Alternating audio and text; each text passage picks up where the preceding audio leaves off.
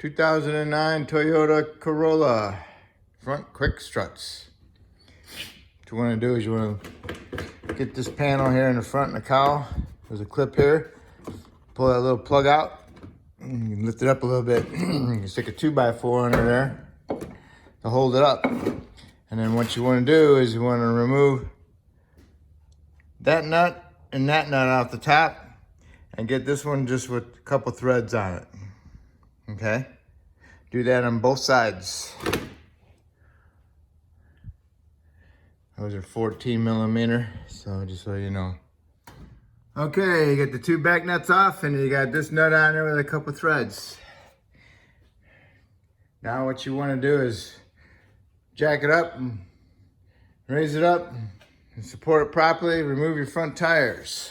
Okay, you got it raised up and supported. And you want to remove your front tires. And you want to do both sides kind of equally at the same time. So first thing you want to do is you want to remove your stabilizer link nut. If it's fairly new, you can put the MAP gas propane torch on here for just the most a minute just to heat up the nylon, so you can remove the nut. It helps remove the nut because the nylon locks it on there. So then you got the nut removed on both sides. Then the stabilizer bar has a little bit of tension on it, wanting to push up. So what you gotta do is you gotta pry it down so you can pull this out of the strut. And once you got that out, then you wanna come over here. There's a 14 millimeter bolt that holds the brake line on and the ABS sensor wire harness. And then you wanna get your door panel tool and remove the little clip out of the side of the bottom of the strut. Try not to break it. All right. And then you want to remove the lower strut bolts. And those are 22 millimeter for the nut and 22 millimeter for the bolt. Remove one on each side. And then you can loosen the top one. So now it's loose.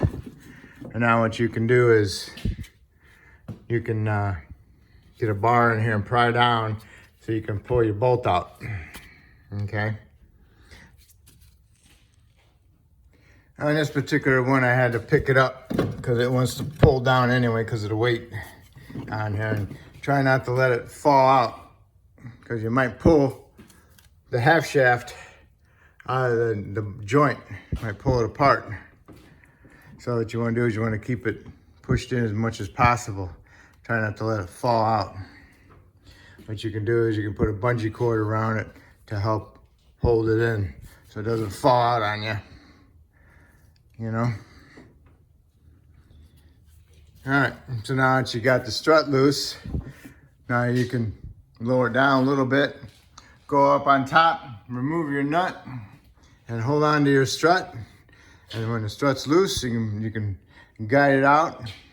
Don't let it fall, because it might fall onto your boot or rip your wire for your ABS sensor. So get it out of there and then match it up with your new strut. Okay, get the struts out, match them up, right and left, they're different. And then grab your strut, stick it up in there, get at least one of your nuts started, and then you can raise it up and start putting it together inside the wheel well. Sometimes I like using the original nuts that go on the top because they look better than the ones they give you. So I'll reuse them sometimes.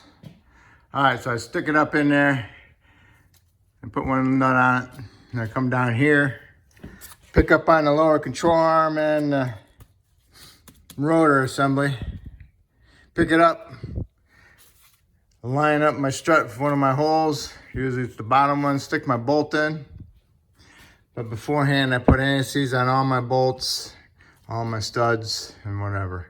So I got anti-seize on, I stuck it in there. And I get my other bolt, and I push it in, I line up the other bolt, and I push it in, put the nuts on there. I tighten those up to like 140 foot-pounds, so pretty tight. And I go to the other side, and I do the same thing to the other side. And then I'll do this brake line and the wire harness.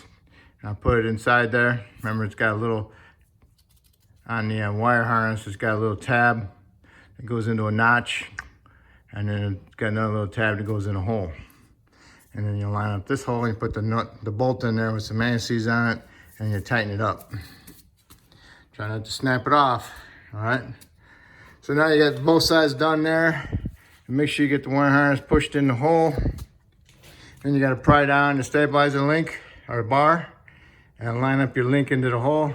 Get it in there, put your nut on. Make sure you got anti-seize on your threads. Do the same thing to the other side.